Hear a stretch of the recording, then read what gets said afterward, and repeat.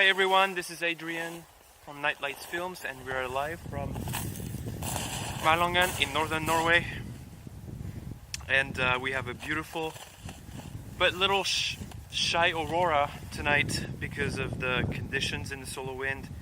It's not super great, but the landscape is beautiful. You can see the moon rising behind me. Okay, let me just take my the live stream here so I can get the comments and everything else.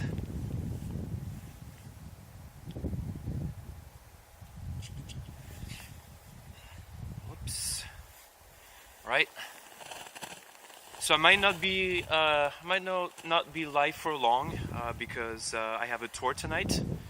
But I wanted to show you guys how beautiful it was, even though the aurora is not super active tonight because again the solar wind conditions are not super nice, but it's enough to give us a little bit of aurora in the northern sky mainly. So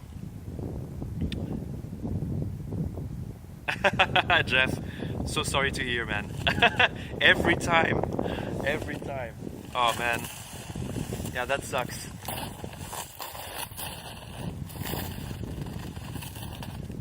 Alright.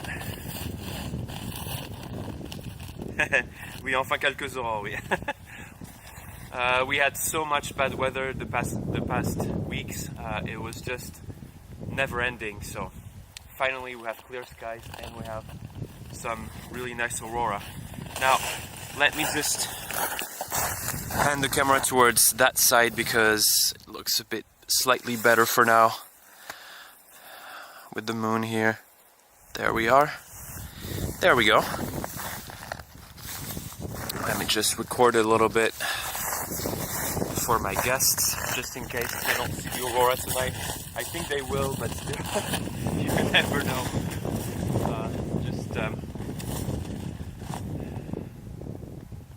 Hey Katja, yeah, definitely, yes.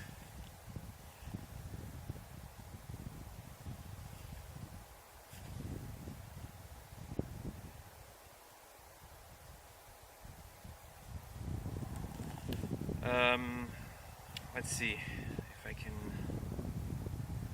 share the live stream here. Advanced. Go.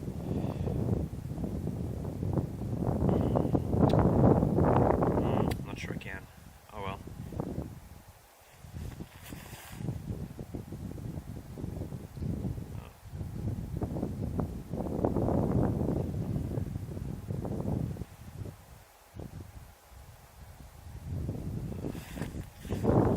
Ah well, it's alright.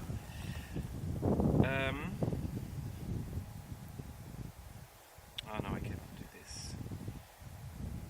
Sometimes YouTube is such a weird platform. It's crazy.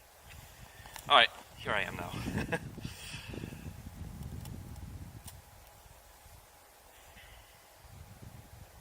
Alright, so like I said, we don't have that much aurora because the solar wind isn't like super nice at the moment.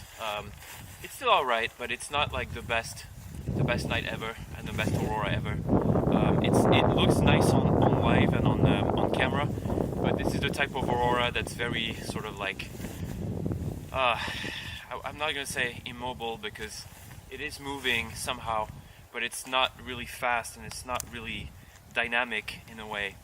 So it's still super nice to be under, don't get me wrong. Plus we see we don't see the green all that much. It's mostly like grayish, but the moon actually makes it a little bit easier to see the colors with the naked eye. It looks very faded green to me, and right now the aurora describes this arch pretty much east-west. Let me show you guys here, like this, like so here. It's beautiful. You see almost the full arch. This is the east, where the moon is. Here's north, and then all the way to the west here. So you see it's really this east-west component to the aurora. I think I'm gonna stay towards the moon here because it does make more sense. Because the wind is really nice. The snow is crispy. It's about -7 with the temperature. So it's really nice. Oh, Jasper, actually, you know what? I forgot to turn on my lens warmer. Thank you for telling me. Yes, I'll tell you all about this lens warmer that I have. It's indispensable here. You need to have this lens warmer, especially when you have freezing conditions and also like very wet, muggy conditions in the fall. That's a must to have, otherwise your camera or your lens just doesn't make it. And especially when you stay like this and you shoot all the time, you know, at some point the lenses with a lot of glass elements, they really cool out very fast, because it's really taking all the sort of like all the energy from the camera and the sensor and everything, and it cools down so much. So yeah, it's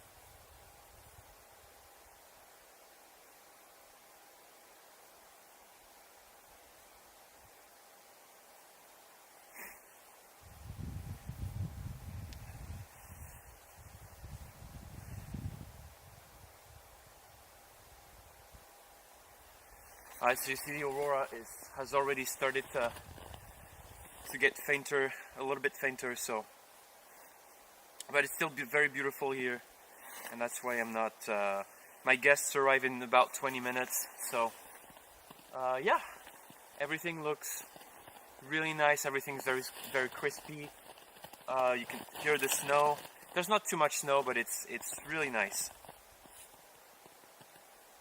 Yeah, Jasper, you should definitely look into it. What I have is just a simple lens warmer with a resistor and a strap that you strap around the lens, and then you connect it to a power bank or like a USB source, and then that does the trick usually.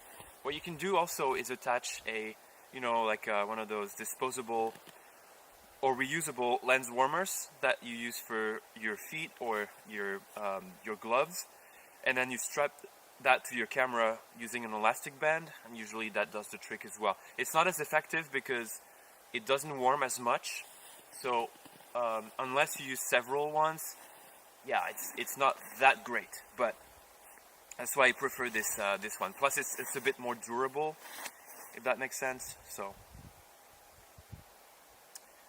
salut Dylan, merci. Oui, super landscape. Do I use astro-modified cameras for Northern Lights? Yes. So for still photos, yes, I do. For filming, no, I don't, because my Sony a7S III is not astro-modified. But other than that, yes, I do. That usually helps me get more red in the aurora, so I definitely do. Oh, looks like the aurora is getting a bit brighter here in the west. So let me just show you guys and turn the camera that way, over there, like this. Look at this, it's a little bit brighter there. Again, it's not super bright, but it's a start.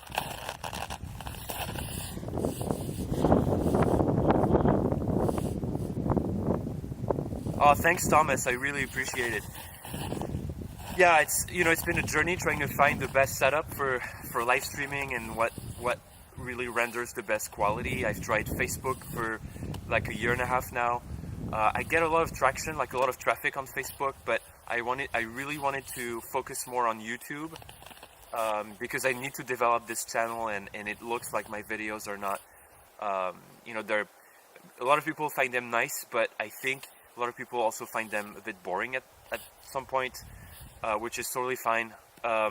So I probably don't get the traction I should, and I don't know what I'm doing wrong at, I know YouTube is a full-time job. I actually know what I'm doing wrong, because YouTube is a full-time job and I just don't have the time to produce these more dynamic videos with me, like doing like vlogs and stuff. I started this like Uh, yeah, some years ago, about 6, 7 years ago, I did this, but now I'm more like, you know what?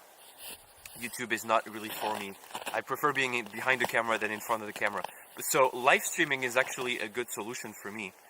And so, I've been trying to develop this live streaming thing for a while. First on Facebook, and then now I'm trying on YouTube. And we're a small group. Every time, I don't get a lot of views, but it's fine. I guess it always starts like this on social media. You're no one at first, and then little by little people get to know you and what you do, and hopefully that picks up. So let's see how that turns out.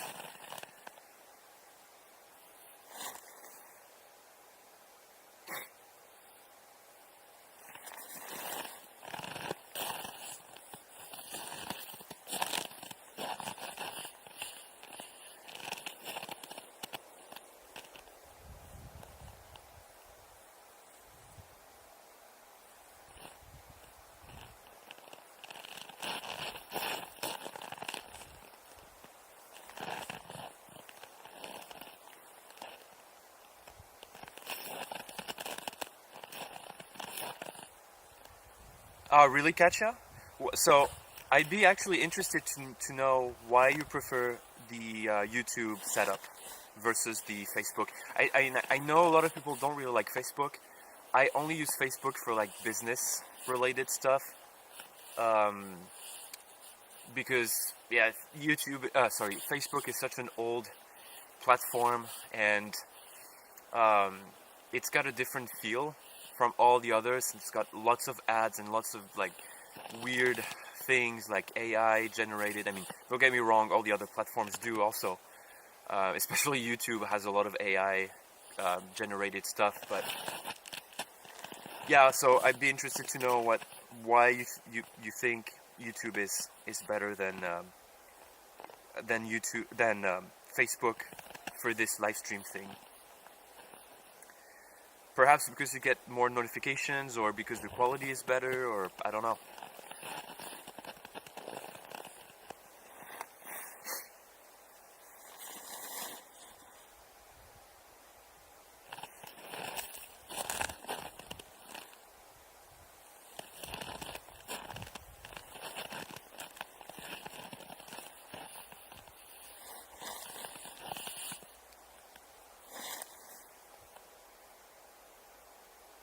Okay, there you go.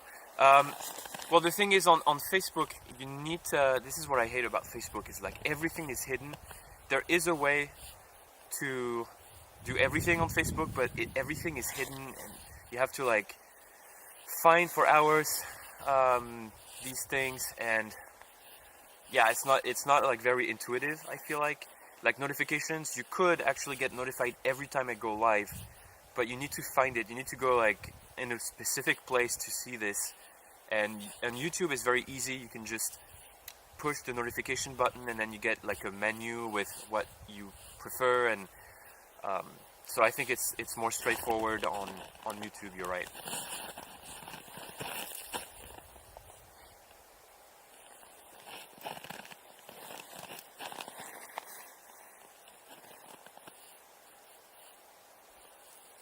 Hi Ivona, good evening. Thank you. Appreciate it.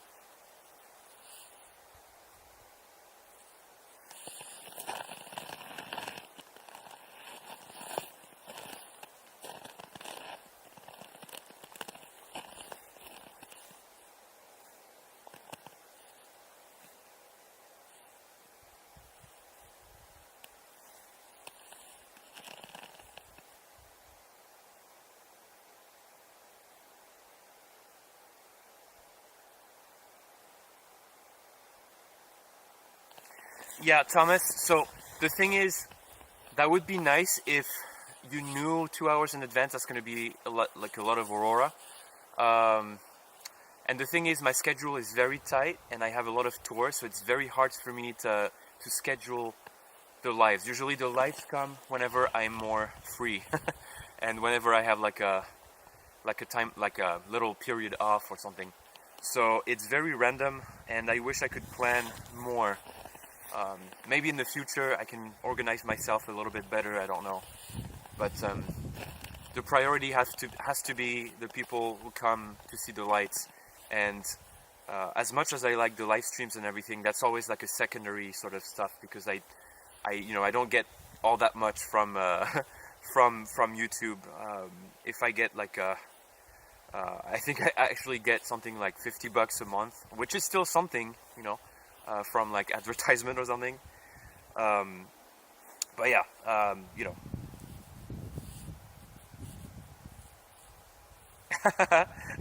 It's alright, man. You can drive. I'm actually just beside the road, and we'll be here like on the side of the road, so you won't ruin anything.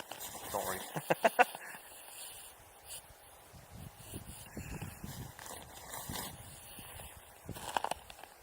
Oh yeah, because you're coming up with the car or something. Yeah, don't worry. You're not gonna ruin anything. I'll just actually push the camera to the side so that it's not in the middle of the way.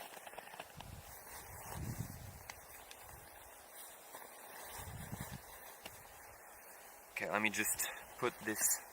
Actually, you know what? Oh, thank you, Thomas. You didn't have to, really. Like it's really appreciated, but really you don't have to.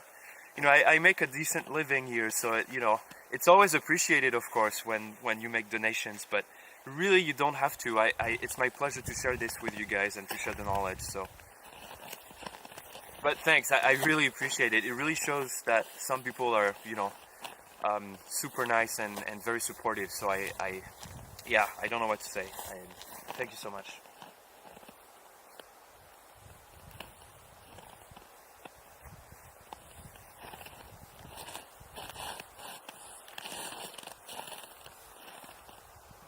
So if the aurora gets better tonight, I'll try to get back online. So I'll be with some guests. But I don't think they will mind, so I will ask them if it's okay if I still live stream. I won't be live streaming if it's just this type of aurora, like kind of quiet and slow. But if it starts getting crazy, which I think it could, I'll definitely come back online. Because it's fully clear and we have a small high-speed stream in the solar wind, which could give us some nice stuff. I mean, right now the solar wind isn't that great in terms of BZ and BT, but let's see, we're at high latitudes, anything can happen, especially, for example, the BY, which almost no one looks at, and it's actually quite important, especially if you're away from the solstice, the equinox, which is, we're actually quite close to the solstice, and so the BY may actually play a role when the BZ is around 0. So I see that the BY is east, which is very nice for the winter month. For the winter solstice, usually you get better aurora when the BY has high eastern values or positive values, which is the case now. It's stuck to the BT being positive, being eastward. So that actually could help actually twist the magnetotail and create better aurora. So I know a lot of people watch the BZ, the BZ, if you're from the US or the UK, but almost no one looks at the BY, for example. But the BY can actually drive some kind of aurora activity and geomagnetic activity. So not a lot of people know this, unfortunately. I wish they did, but yeah, I hope that that makes sense. Oh, you're welcome, Gary. Thank you. Yeah, hopefully you're going to be able to do this. Come to Norway and experience this firsthand.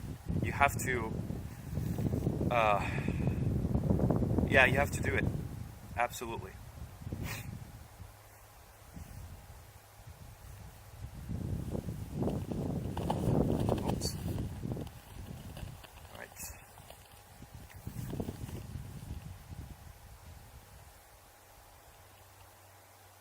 yeah, that's the thing with YouTube. You have a lot of advertisement, and I'm sorry for it. There is a way to manage this, but it takes a bit of time. So, and I think I'm gonna have to stop the live stream quite soon because my guests are about to arrive. I think they're about maybe 10 to 5 minutes away, and so yeah, I may have to end the live quite soon, unfortunately.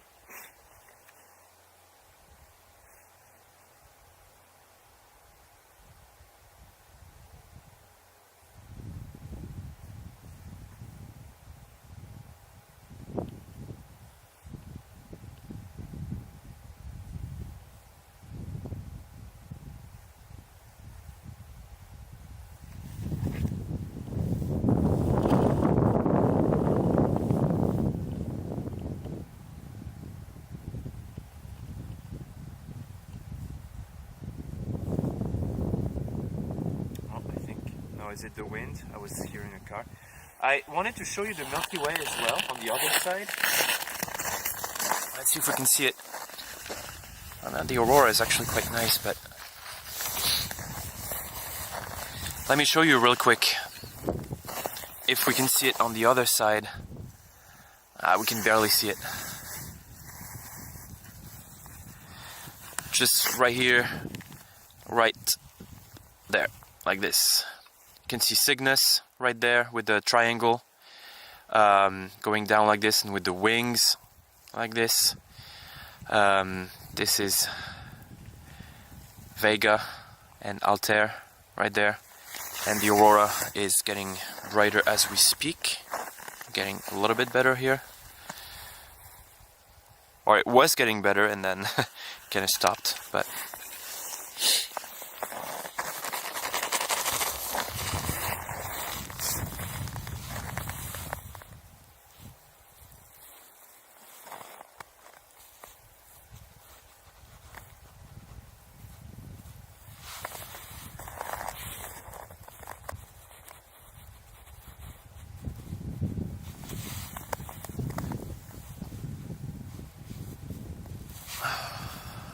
okay, my guests are here in about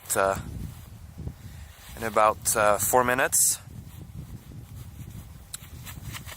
So I'll soon end the live stream, you guys.